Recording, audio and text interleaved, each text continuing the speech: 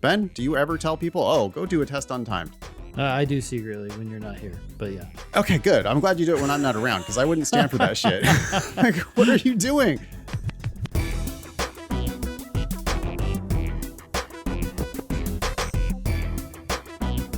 Hello and welcome to episode 472 of the Thinking LSAT podcast. I'm Nathan Fox. With me is Ben Olson. We are the co-founders of LSATdemon.com and the LSAT Demon Daily podcast.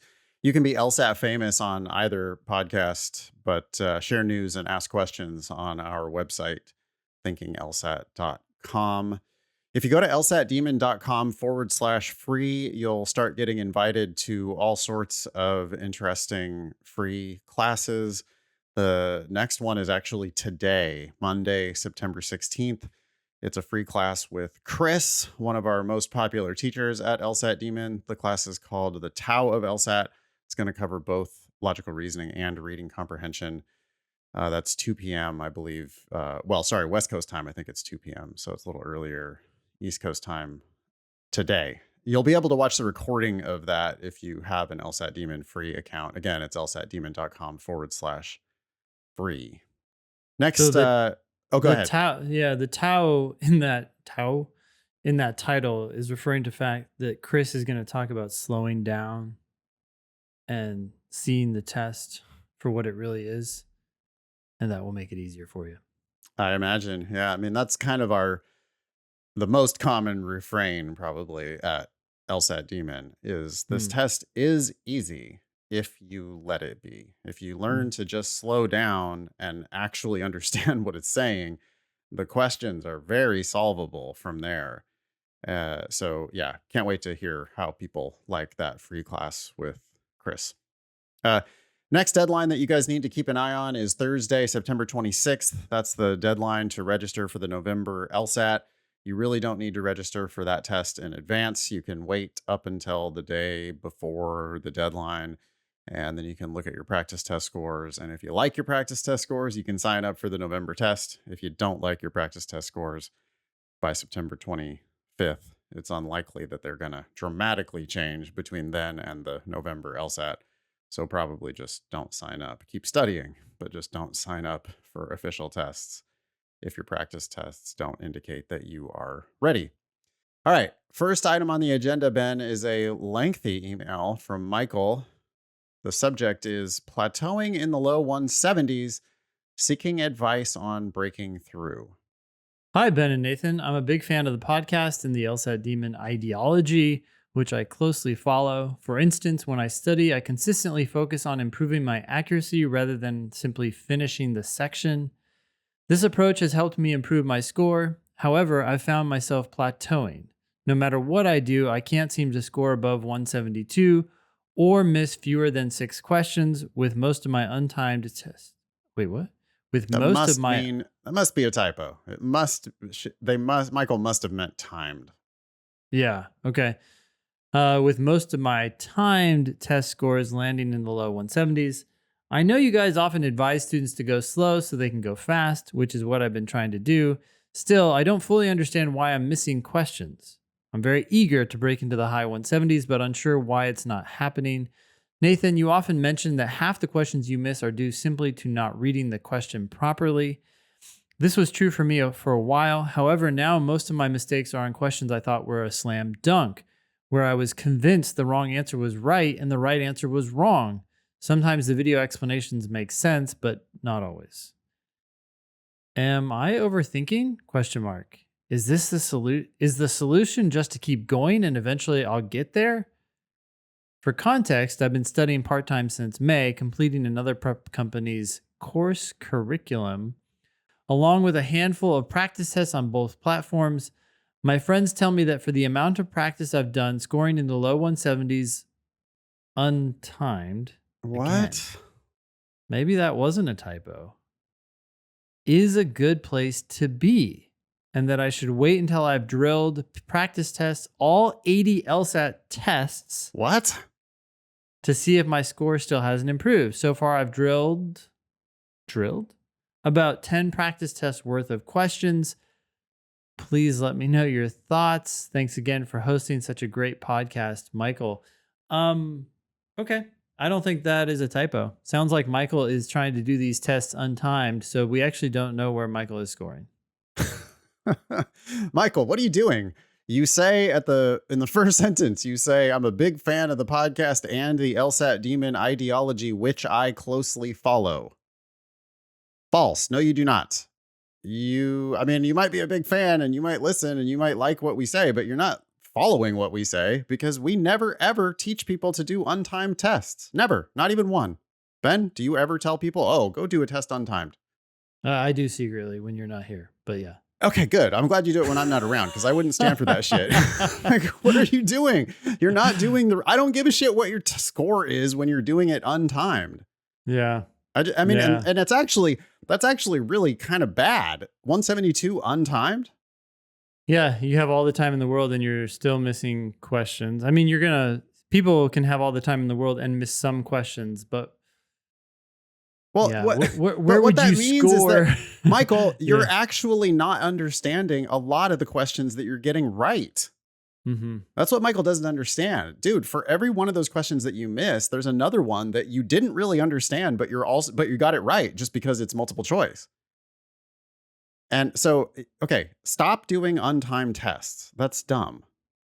And then when you review, Michael did say one thing about the way he was reviewing that made me go, really? He said the video explanations make sense sometimes, but not always. Yeah, okay, Yeah, you but need to stop right there and ask a question. Yeah. well, there's two other things you could do. One is there's Yeah. a written explanation for every Mhm. question. And if not, there Mhm. will be. Mm-hmm. Two, you can use the ask button. And if there isn't a written explanation, you should use the ask button. If there's Yeah. a video explanation and not a written explanation, you should use the ask button. If there's a written explanation, you should read it because the written explanations are actually a far more efficient way to review than the videos are. And it'll Mhm. take us 10 minutes to talk it through in a video explanation, where the written explanation might take you 90 seconds to read it and get the critical information that you needed to really understand.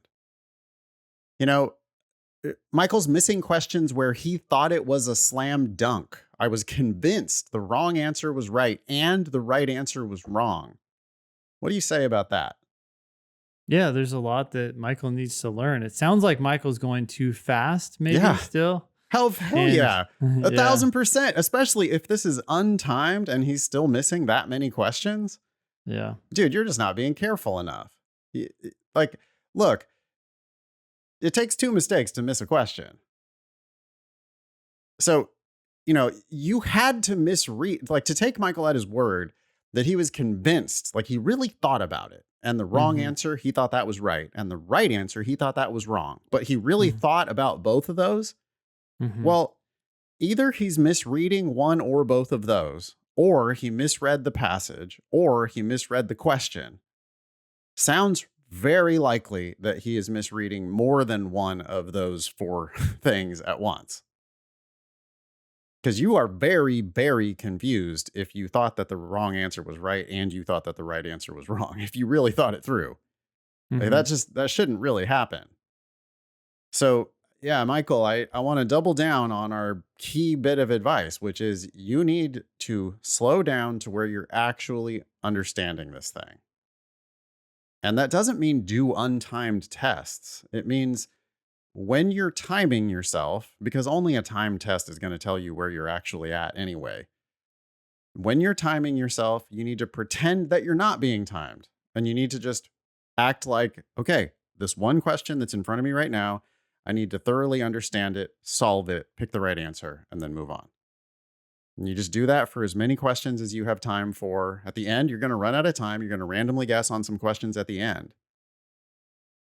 But this is like a bizarre quest that Michael's on to try to break into the high 170s on untimed tests. Yeah. There's no value in that.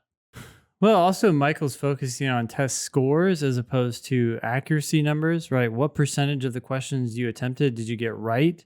That should be your new metric. And you should be going back and forth between drilling individual questions and doing time sections. Full-time tests are not things you need to do very often. And I'm a Right. little confused by your terminology here. You said you drilled about 10 practice tests. I'm assuming that you just took them as full practice tests. I don't know what you mean by drilled there. But when we say drilling, we're talking about doing one question or one reading comp passage at a time. Yeah. You should do that and let the demon decide what question is next for you. And you should do time sections and focus on accuracy, not LSAT scores. And these things will come in time.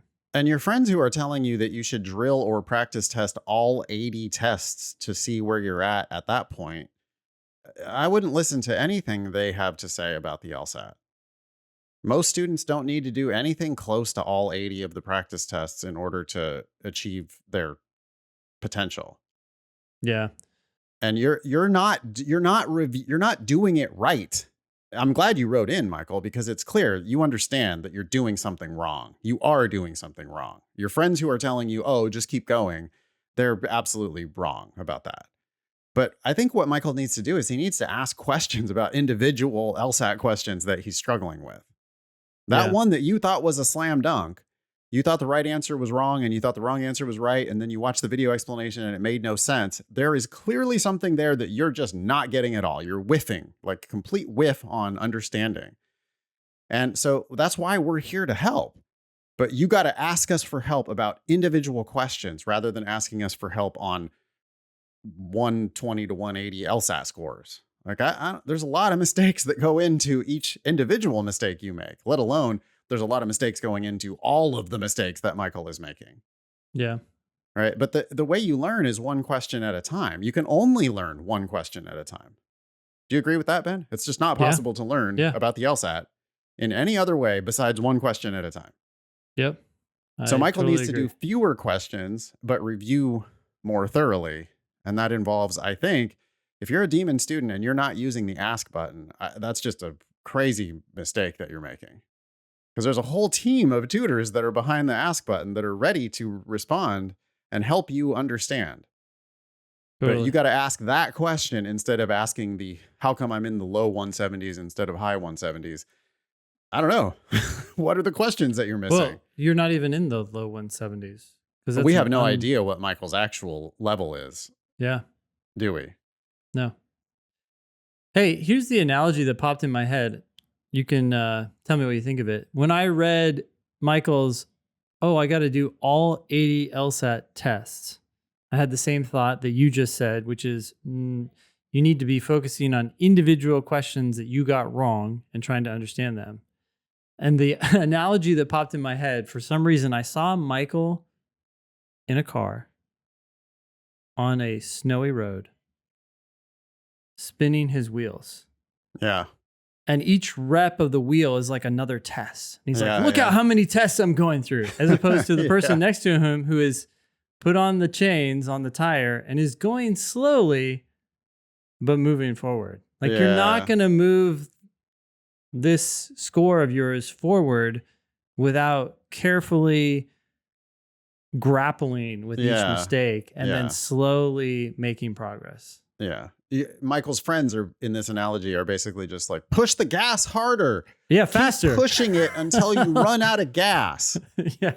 Right. And yeah. if you use the ask button, that's the equivalent of getting the mountain person in the giant snow machine that comes through and clears the roads. And that dude hops out of the 10-foot high thing that he's in, jumps out with his snow boots. He's got a cigarette going, and he looks at your car. What are you doing? And he goes, well, I got a couple of things to tell you.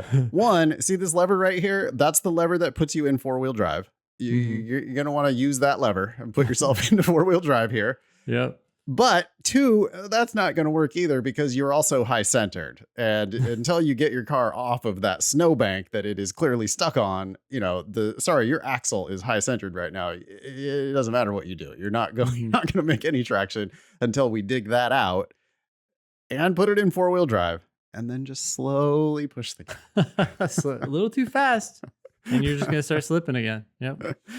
Yeah. All right. Thank you, Michael, for writing in. I hope that was helpful. This next ad came from Demon Teacher Brandon. This was from Cornell's website. Yeah, comedy. So this is a screenshot, and it's this big red box, and it says, "We value the uniqueness of each applicant," which already is kind of like nails on a chalkboard to me. Hmm. Uniqueness of each applicant. Hmm. That's your numbers suggest otherwise. Yeah, yeah. There's a big 88%, right? It draws your eye in. 88%. What's that? 88% of students receive a scholarship with an average award of $30,000. Sounds like a yeah, at first you might say, well, every so many people are receiving scholarships, but they could just be trivial, small $5,000, $2,000 scholarships. But wait, it's an average award of 30,000. So maybe these are good scholarships? Then you see the tiny print on the bottom left down there, Yeah. 2024 to 2025 tuition and estimated expenses. The first line item is a doozy. Tuition, $81,306. Wow. But Ben, 88% of the students at Cornell Law School receive a scholarship with an average award of $30,000. How does that $30,000 average scholarship look when you stack it up against the $81,000 tuition of Well, Cornell Law? it looks very trivial when you consider that. Okay, so then tuition is effectively, at least for 88% of the students, maybe around $50,000, and there are plenty of law schools out there that charge 50,000. And what's wild is right now I'm just thinking of BYU because it's such a low number, but I think it's like 20,000 or 25,000. So, and that's just the cost of tuition. But they've got all these other things. Student activity fee of $110. Like, why would you even list that when it's there? It's just I'll tell you completely why they're listing it. dwarfed. Because They're listing it to just add clutter and information, right? Overload. Exactly. Yeah. Right. Like, who gives a shit? Are you kidding me? What is that? That's 1/8 of 1% of their tuition. Yeah. Are you crazy? Why would you like that's not helpful. That's nothing. Mhm. That's a rounding Mhm. error Yeah. compared to your tuition. Now, other things about going to Cornell are not rounding errors. They've got $12,000 here for housing, $7,000 for meals, $2,600 for books and supplies, $2,000 for miscellaneous, whatever the hell that is, $244, another rounding error, of loan fees, $3,200 for transportation, $550 for a Cornell health fee, and then a total cost of attendance estimated $109,000. Uh, where's your $30,000 scholarship now? It's like, this just obviously shows this big lie that law schools sell, which is the fictional top line tuition, right? They have this nominal tuition that they pretend they charge everybody. And if you asked Cornell, they would say, no, we charge $81,000 to everyone. Tuition doesn't change. No, we charge $81,000. That's Some the people tuition. have, been awarded a scholarship, but that they started with a tuition of 81,000. Yeah, now they have. Yeah. No. It's not a discount. It's a scholarship. Yeah. We just happen to give that scholarship to basically everybody who comes to our school. Now, I guess there are the 12% of real suckers. Imagine the Yikes. 12% who are actually paying the full price, getting no scholarship at all, paying $81,000 of tuition to this school that they admit 88% of their student body is only paying $50,000. Yeah. Which means that there are probably another, of the 88%, there's 12% who are getting more than $30,000, right? Did we actually look at this on their 509? Have we actually seen the? I'm going to take a look at that. Yeah, they are competitive. Sorry, they talk about, what does it say again? It says something about how exclusive the school is. Admission to Cornell Law School is highly competitive. However, we do not evaluate candidates solely by their numbers. We also take into consideration extracurricular and community activities, life experiences, work background, and recommendations. Recommendations. Then we give 88% of the people who decide to come to our school an average of $30,000 off of our fake tuition. Um, anyway, they got last year 4,300 applications. They admitted 800 something of those. So their acceptance rate is 19%. Sounds pretty competitive. But of those, only 187 people actually enrolled, which means that their enrollment rate from offers of admission was only 22%. So they accepted 19% of all the people who applied. And then those people who they accepted turned around and turned them down at a rate of more than 3 to 1. For every 4 people they admitted, more than 3 people said, nah, that's not a Yeah. good offer. Yeah. Sorry, not doing it. So that's why they're out there offering those huge scholarships, trying to bump up their median LSAT, trying to bump up their median GPA so that they can fight their way, just claw their way, hold on to that top 14 spot, which we know is ephemeral Hmm. because the rankings just keep changing every year and frequently change dramatically over time. Well, all the incentives are such that it makes sense for them to raise their tuition because if even if they took this number, right, 81,000 and they bumped it up to 85,000 and then they made their average award 34,000, nothing would change financially for them, but everyone would start thinking, "Wow, look at the big scholarship I got." Because even listeners of this show do that, right? They compare scholarship to scholarship. They say, "Hey, I got $30,000 from Cornell and I only got $20,000 from NYU," or something like that. And that's not really the comparison you want to make. That's comparing apples to oranges because you don't know what the Yeah. actual cost is. Since 2010, the highest their rank has been is 9, and the lowest their rank has ever been is 14th. Hmm. The vast majority been in 1, 2, 3, 4, 5, 6, 7, 8, 9, 10, 11, 12 of the years they were ranked exactly 13th. They've been ranked 9th once, 12th once, and 14th once. They've been 13th that many times. Those rankings just haven't changed, actually. Hmm. So Cornell has been able to hold on to its spot barely inside the top 14, even though they charge an outrageous tuition. I don't know. What else? Do you want to say anything more about this? No, just be wary of the tuition or the scholarship you get. That doesn't matter. What matters is the cost of tuition minus the scholarship. Exactly. Yeah. What's it going to actually cost me to attend the school? And you're not going to know that until you get your real offers in hand. So that's why we always encourage people to just, don't make so many big decisions up front. Hmm. Just apply broadly with your best LSAT early in the cycle. Do not take any binding. God, they have a bind. It says here that they have a binding early decision plan where you have to apply by January 1, your LSAT not later than the November test. But boy, applying binding, can you imagine applying binding to this school? Yikes. It's like just free shot. Just do whatever you want to me. Like I've got tying my hands behind my back. Just go ahead and do whatever, do your worst. And they will, because they've got a tuition nominally of $81,000. And if you apply binding early decision, unless that program has explicitly a scholarship with it, maybe it does. But if it doesn't, they then have zero incentive to offer you a scholarship. Why would they? They'd be crazy to offer you a scholarship. They'd be stupid. Okay. Next item. Yeah, so this is from the Wall Street Journal opinion piece that you shared with me this week about federal loans. Yeah, I decided that I wanted to start following multiple news sources instead of just the New York Times every day. So I've also started reading the Wall Street Journal. One thing I've noticed about the Journal is that it's worse edited. Like the copy editing is worse at the Wall Street Mm, Journal. I've actually interesting. noticed that.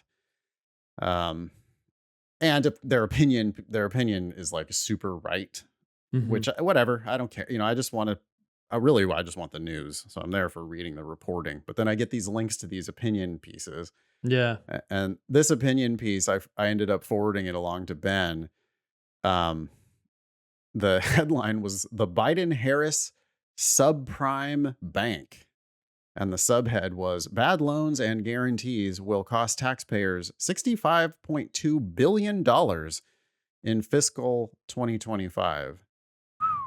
But the operative part, the thing that I thought would be interesting, and you agreed, Ben, the thing I thought was interesting for the audience of this podcast was this quote. You want to read the quote? Yeah, so CBO, or the Congressional Budget Office, estimates that a quarter of new student loan debt issued next year, which is $22.1 billion, will get written off. These should be called grants and accounted for as such, but that is too honest for government. We've complained on the show before about student debt relief Hmm. because we're so involved in the what we see as the problem in the first place, We're at the which top, we're is at the head of the stream. The water's yeah, coming out of the ground, like and we're like, oh, tuition is too high. yep, They give scholarships to some students and then really soak the other students, as we yep. just examined with Cornell Law School. And Mhm. pretty much every law school does this, by the way. You can go to lsatdemon.com/scholarships if you want to learn more about the ongoing scholarship scam that law schools are pulling on their students. And we encourage you to take advantage of the scam, by the way, which is apply broadly, see what offers you get, and just make sure that you're not getting ripped off compared to Yeah. every other applicant. Um, which you can do because they have to report public data to the American Bar Association.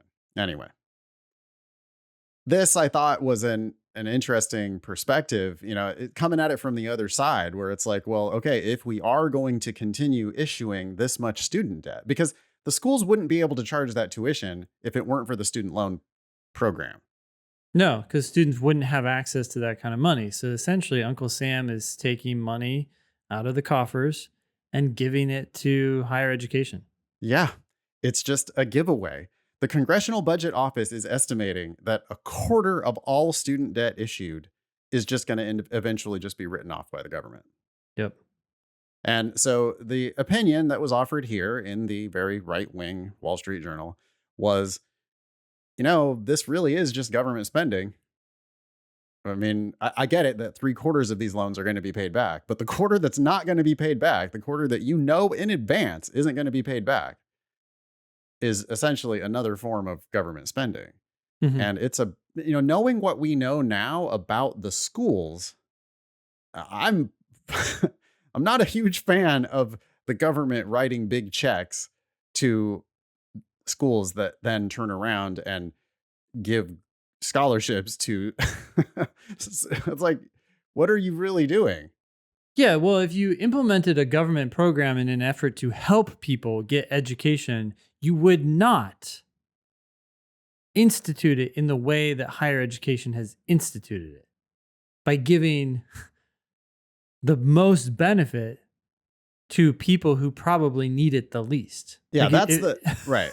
That's the part that we didn't get to yet. What do you mean by that? What do you mean they're giving the most help to the people who need it the least? well, in general, so scholarships go to people who score highly on the LSAT and have high GPAs, right? That tends to be Okay. whiter, richer Yeah. people, Yeah. and People with more poorer, connections, people with browner more folks, wherewithal. yeah, are more likely to not get the scores or the GPAs that they need to get those scholarships. So then they end up taking the loan from the government, and they have this debt, and that money goes to the school. And apparently a quarter of it eventually just gets written off. So it's just a giveaway from the government to the school. Yeah. The student, I guess they got the education. But the other thing that we know about the people who are paying full price for these schools is that the schools give them less opportunity than the students who are there on scholarships. That happens in a variety of ways. On-campus interviewing is one real big one. Hmm. If you go to law school not on a scholarship, it means that there are people in your class that you're competing with who have higher LSAT, higher GPA. Yeah. And people who have higher LSAT, higher GPA get better grades. When you get better grades, you get on campus interviews, you get jobs after graduation. Not only that, but there's all these like special events that the scholarship students are going to with law firm donors and stuff, rubbing elbows, making all these connections that the people who are paying full price don't get. So they don't It's get wild. that. They don't get the on campus interviews. They fail the bar at a higher rate. They fail to find employment at a higher rate. And they're on the hook for all the money. They Oh, but paid it's all more and they okay. got less. They paid Yeah. more, they got less, but it's okay because eventually, 10 years of misery later, their debt will be forgiven. For some of them. That's the challenge. And you don't know for sure if it will actually happen. So you're like chronically agonizing over whether or not your debt will be forgiven. I mean, okay, we're talking about here the debt that is forgiven, but just imagine the total amount of debt that is going to student loans, right? So it's a quarter is 22 billion. So almost $100 billion is essentially transferred from Uncle Sam to higher education.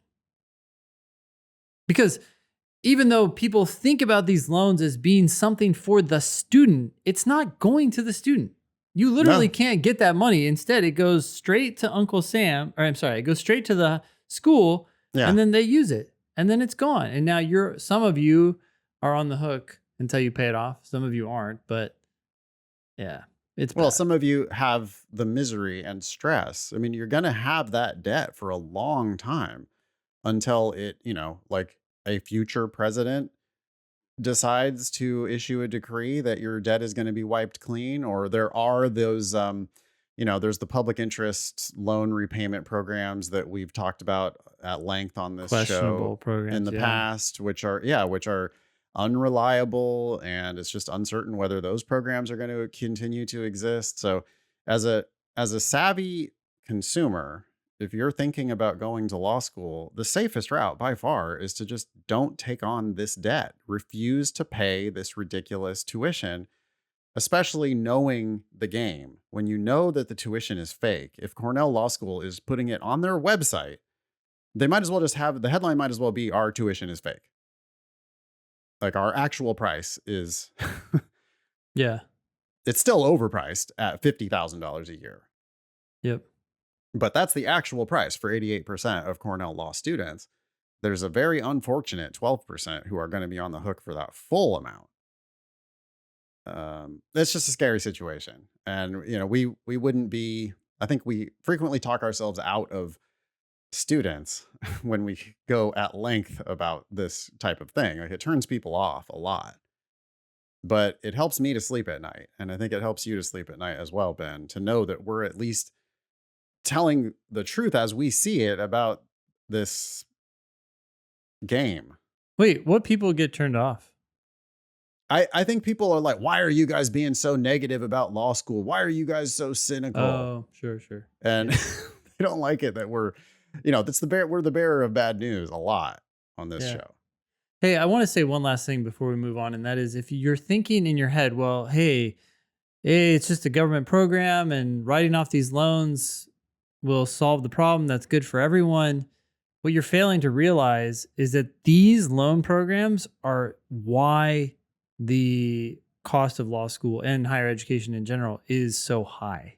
Yeah. It's fake because of these loans. Yeah. So you can't just, quote, fix one side of the equation by writing off all these loans, because it's just going to continue to balloon out of control.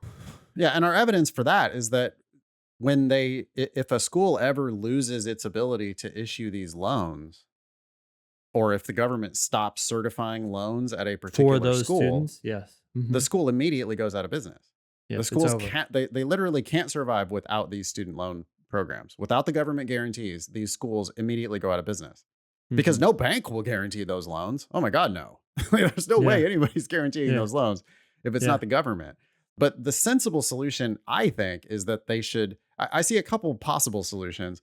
A One cap? is a cap on tuition. Just say, okay, like we're going to approve a certain number of scholarships, a certain number of loans to your school, but we got to keep the tuition in a reasonable realm. Or you step back from that one step and you just say, we're going to cap the amount of loan money we're going to The get. total amount of loan money that Yeah, your here you school go. can have. You want to do Here something it is. else? Yeah. That should be good. plenty of money to operate your school. Yeah.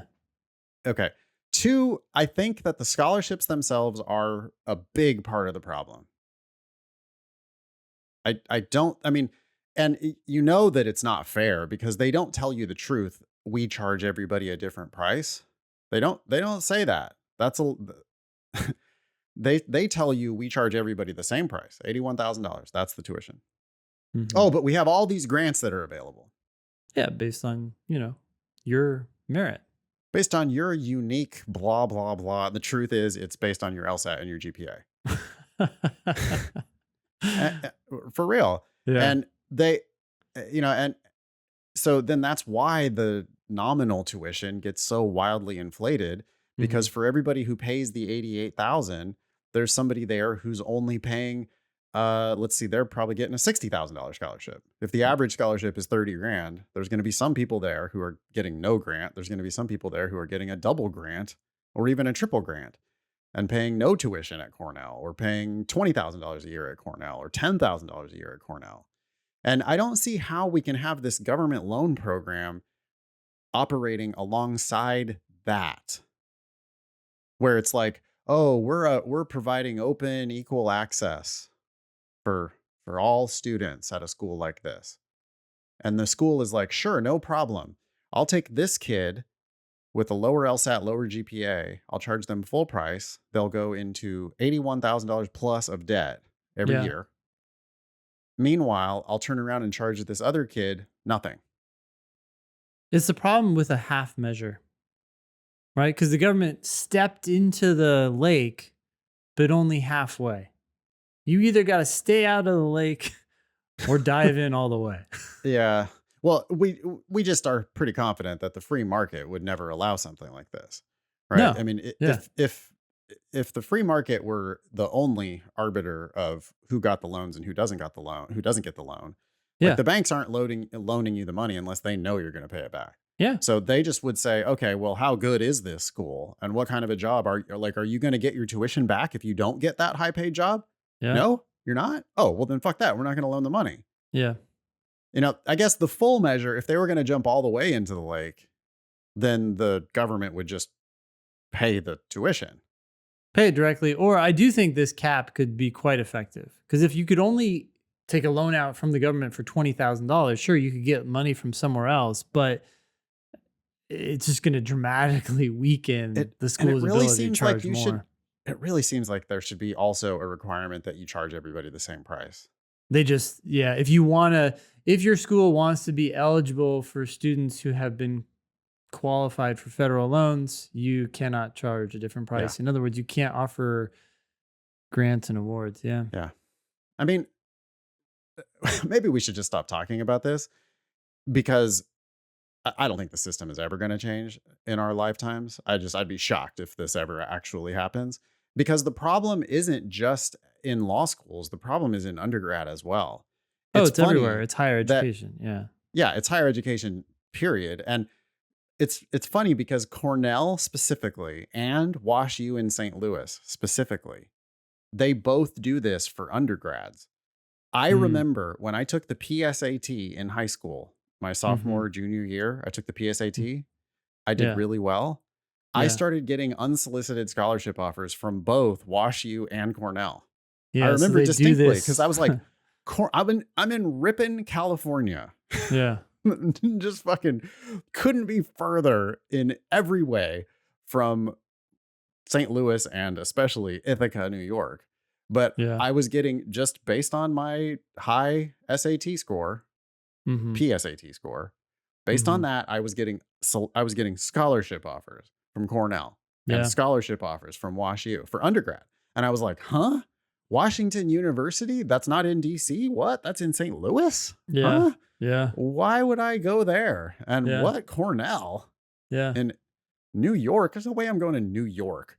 Hmm. And but some students do. And I could have taken those offers and gone away and paid nothing to go to these schools. And that's for undergrad. So they're doing the exact same scam for undergrad as they do for law schools. So yeah, us, shouting into the void is not going to ever change anything. Yeah. But it can change things for people who hear this message and who go, okay, look, at least I'm not going to get scammed. Yes. The fact that someone tells me I can qualify for a loan does not mean I should take it, Oh even though God, so many no. people believe that. That's what's wild. Yeah. Okay. Moving on. Yeah. This next one is from Ben. It says, I don't remember where I first heard this. It may have been on a campus tour, but someone was explaining that although law school is an academic endeavor, it can be looked at as a trade degree. Is this a valid understanding of a JD? And what would be the most straightforward area of the law for predictable work? I have a 136 LSAT posted from 2023 and a 3.1 GPA. I'm 8 years out of undergrad and I will be studying for half or 75 tuition at an attainable school. Loving the podcast, Ben. Ben, when you said what would be the most straightforward area of the law for predictable work, it screams to me that you want to go to law school so you can get a well-paying job. A stable job. I I don't think law is something you're likely to want to pursue. You want to say more? Yeah, if your primary motivation for going to law school is to get a stable job or a stable income, uh, you're just looking at it and saying, "Oh, I know attorneys make what seems like a lot of money, so I should go do that kind of work and then I can have a stable job too." But the kind of work is very particular and most people hate it. Most, I don't know if it's most, but a lot of practicing attorneys hate what they do. Yeah. So it's kind of like asking, hey, I heard that miners make a lot of money. So what kind of mining offers the most straightforward, predictable kind of work? It's like mining for coal, mining for gold, mining for silver. If you don't like or see yourself doing any sort of Yeah. mining under the ground, then finding out which kind of mining is best or most stable is still going to be a horrible plan. Yeah. Okay. I agree completely that law school is a trade degree. I think JD is a trade degree. I mean, but so is MD. It's a trade. You're going to be practicing the trade of medical doctor. Yep. The JD, you're going to be practicing the trade of a juris doctor, which is a lawyer, which, you're going to you're going to say the magic incantations of law. You're going to be a barred attorney practicing law. The most straightforward area of the law for predictable work, Ben, is probably working in the public defender's office or the prosecutor's office. Probably criminal law, because we will never run out of the need for criminal lawyers in any area. We Well, will there's always have also, criminal lawyers everywhere. I mean, I don't know for sure, but there's also a lot of transactional work, just straight up contracts, simple contracts. There's that too. I just think that that's going to be a lot harder work to get.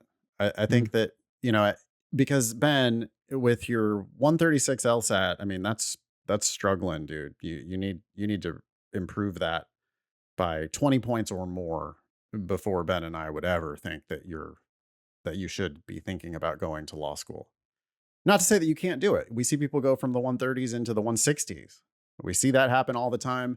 And you could do that and you could end up getting yourself a scholarship, even with your bad grades, undergrad 3.1. That's not good for lawyers. That's actually really pretty bad in the lawyer game. So I got bad grades. I've got a poor LSAT right now. And I'm going to study so that I can hopefully get half or 75% scholarship. You should definitely, I don't think you should go at all if you can't go for free. In today's, like, the way they do it, the way they try to rip off people with their fake tuition, I just don't see the value of you paying tuition, Ben. I think you need to get the huge LSAT, the big LSAT that's going to get you in for free, or you shouldn't go at all, because it's just really unlikely that you're going to make a lot of money when you come out of law school. How much do public defenders make in your county? That's what I'd be looking at. Right? Like, go, and I think, Ben, you need to get legal experience. I think you should try to get a job working in a law firm or a law office somehow. I think you should look up how much the lawyers that you're likely to be are going to actually make. Big law lawyers make tons of money, but like you're not going to be a big law lawyer unless you get a really big LSAT and then go totally kill it in law school, which is going to be hard to do, and then go grind it out for 80 hours a week in big law. I mean, that's your route to making six figures. But all other lawyers are going to make five figures. And, you're going to be working in a public defender's office making $55,000 a year. And that would be fine if you loved the work, but you're not going to know whether you love the work unless you get some experience. So, yeah, I mean, I would definitely get a job in law and talk to real lawyers before you go any further uh, down this path. Anything more there? No, keep us posted. Logical reasoning question is next on the agenda. I think that I'm going to read it and you're going to answer it. Sounds good. Yeah, let's do it. In several countries, to slow global warming, many farmers are planting trees on their land because of government incentives. Okay, so the countries, for whatever reason, are motivated to slow global warming. They offer these incentives to maybe just farmers, maybe everyone, but to plant trees on their land. It kind of makes sense because planting trees could help with global warming. So there's a couple different like reasons why things are happening in this one sentence, and you took the Yeah. time to unpack it. You said, okay, so the countries are doing this to slow global warming. Hmm. The farmers are planting trees on their land because of the government incentives, which Yeah. is probably money. Yeah. All right. These incentives arose from research indicating that vegetation absorbs carbon dioxide that might otherwise trap heat in the atmosphere. Okay. So it's not surprising to me. People think trees could catch CO2. And so they're like, yeah, if we can encourage people to plant more trees, maybe we'll catch more CO2 and that could achieve our goal of slowing global warming. So now we have three causal ideas, right? Yeah. Because the government wants to slow global warming, and because planting trees or because vegetation apparently absorbs carbon dioxide that might otherwise trap heat in the atmosphere, because of those two things, the government has decided to offer these incentives. And because of the incentives, the farmers are like, yeah, sure, I'll plant trees. Hmm. A recent study, however, indicates that trees absorb and store carbon dioxide less effectively than native grasses. Okay. So there's a potentially better solution out there than planting trees. That doesn't mean the trees don't work though. So, okay. I'm like, maybe a better plan could have been implemented. That's all I'm thinking. Therefore, these incentives are helping to hasten global warming. Yeah, okay. That's your conclusion. I'm definitely skeptical of it because the trees could be helping. I guess the idea is that if you could be doing something better, then doing something worse is preventing you from doing something better, or maybe distracting you from doing something better. And therefore, global warming is going to proceed faster than it would have otherwise. Okay, that's the argument. What do you think about it? Well, they I inserted a lot of support there. So they would need to inject those assumptions If that, you had to phrase it in the form of an objection, what would you say? Just like a straightforward, commonsensical objection to this argument. What might you say? well, the trees are helping, so they're not Yeah, hastening. Yeah. yeah, I mean, that's my eh, simple way of thinking about it, but I'm trying to understand, I guess, how the author got here, yeah, and those are the assumptions that are being yeah. made. Yeah. Would you think? To me, I immediately think of like an analogy to this argument. Okay. Joe's trying to put on weight, and he's doing that by eating donuts. Sure. And maybe But eating, milkshakes yeah. are a better way to gain weight. Therefore, Joe's donuts are making him skinnier. Yeah, that's weird. Well, that'd be dumb, right? No. And is it I think it's a similarly dumb argument that you would be Yeah. making. It's Yep. like, well, this thing is good, but it's not as good as that. Therefore, this good thing is no longer good. It's bad. Hmm. Huh? All right. Anyway, the argument requires the assumption that. Okay, so it's asking me for a necessary assumption. In other words, it's asking me for something that needs to be assumed. I'm going to ask myself as I read these answers, does the author of this argument have to agree with this answer choice? Right. A. Trees not only absorb carbon dioxide, but also emit it. They don't have to assume that. They just are not as good as grasses. Say more. Why don't they have to assume that trees emit carbon dioxide? You could absorb carbon dioxide, but just not as much as grasses do. So, Yeah, you certainly don't have to be emitting carbon yeah, we just don't know dioxide. anything about that. Yeah. B. Most farmers do not plant any trees on their land unless there is an incentive to do so. We don't have to assume whether the farmers have other reasons to plant trees. It's not relevant. Maybe they're farming almonds. Yeah. They plant almond trees.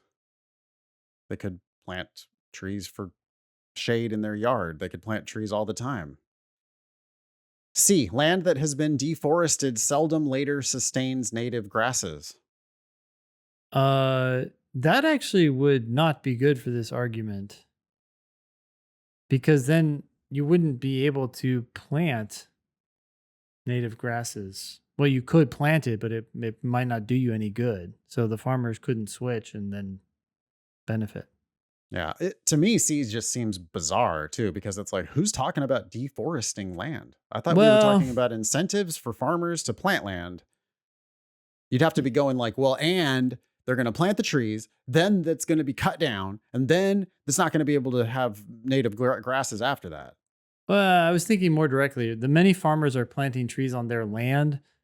Presumably, if it's farming land, it's been deforested and now they're I see. planting plants on it. But You're assuming they had to cut down trees on that farmland in the first place. yeah, That which, seldom later sustains native grasses. Oh, which weakens the idea that native grasses would work. I see what yeah, you're saying. yeah. Okay. D. Some of the trees planted in response to the incentives are planted where native grasses would otherwise be growing. Hmm. Yeah, I think we have to assume that the trees are hurting or interfering with the native grasses. At least some If of them. they're, If they're not, well, then right. they can only do good. Yeah, that strikes me as a strange way of phrasing a necessary assumption. But if you think about how bad their argument was in the first place, Hmm. it was like this good thing is bad because there's a better thing. Well, are is the good thing replacing the better thing? Hmm. And I think that that is what you would have to assume. Otherwise, how can you say that planting trees is bad? Oh, native grasses are better. Yeah, but I'm not cutting down native grasses in order to plant these trees. I'm just planting the trees on farmland or whatever, Yeah. land that's been plowed. D, the author has to look at that and go, oh, yeah, well, that's what I meant when I said the trees was actually hastening global warming. E, few, if any, governments have been interested in promoting the growth of native grasses. Okay. So they're not interested in doing supposedly something that's better. That doesn't mean it isn't better. It could still be better. They just aren't aware of it or they're not interested in it for whatever reason. Yeah. Does the author have to agree that few No. governments have been No. interested in? Yeah. In fact, it could be the case so that many governments are interested in promoting the growth of native grasses. That doesn't change anything here. It's sort of like getting into the mindset of governments. What we need to do is figure out, okay, will these incentives as they've been implemented hasten global warming or not? It's less about the motives. It's just about do they work or not work. Yeah. Answer is D because it's the only one that this author has to agree with. And that's all you really need to be thinking about on necessary assumption questions. Anyway, that was test 135, section 1, question 21. Alrighty. Let's end with tips from a departing demon. Oh, wait, and then we have word of the week. But this is from Senyo. Senyo says, Hey, Ben and Nathan. After getting a 166 with a different test prep company 2 years ago, I hopped on the Demon and got a 171 on the June administration. Since I wasn't quite satisfied because I was consistently PTing higher before the exam, I followed your advice and retook it to give myself a shot at the higher side of variance in my scores. I got a 174 in August. For anyone still on the journey, I want to affirm that everything about Ben and Nathan's approach to the test is correct. Read carefully, evaluate the argument, or think about the set of facts before looking at the actual question. Try to predict an answer. Take as much time as you need to answer the question. Review anything that gives you trouble. And do not move on until you fully understand it. And that is definitely what Michael at the top of the show is getting wrong, is that he's just not reviewing his mistakes thoroughly enough. Senyo continues, the ask button is invaluable for this.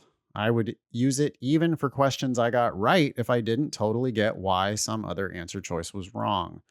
I'm not applying to law school until next year, but it already feels like my dreams are coming true. Thanks again. Sincerely, Senyo. Congratulations. That's amazing. I mean, even the difference between a 171 and a 174 is palpable. So, Oh, congrats. yeah. Totally. That's from the 97th percentile into the probably 99th percentile. And it won't matter at schools that are ranked 80th in the country, but it will definitely matter at the schools that are ranked 8th in the country. So Senyo is opening doors to some of the truly elite schools by getting greedy and just insisting on, hey, my PTs indicate I've got a few more points in the tank. Okay, well, they're worthless unless you get them out there on the real thing. So you should absolutely keep retaking the test if your PTs indicate you can score higher. All right, last item is word of the week. It is skirl. Hey, Skirl. Skirl. skirl. Okay, this is a quote from the Boston Globe that I guess you found. I It did not. says, I do not read the Boston Globe, so this must be oh, coming okay. from Eric. Eric, thank you, Eric.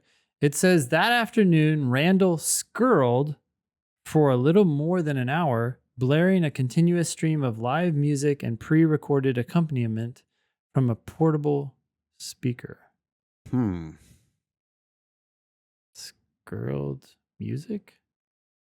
I immediately thought so. The context that I'm really unfamiliar with that word in this context, and I'm unfamiliar Mm, with that word in no context at all.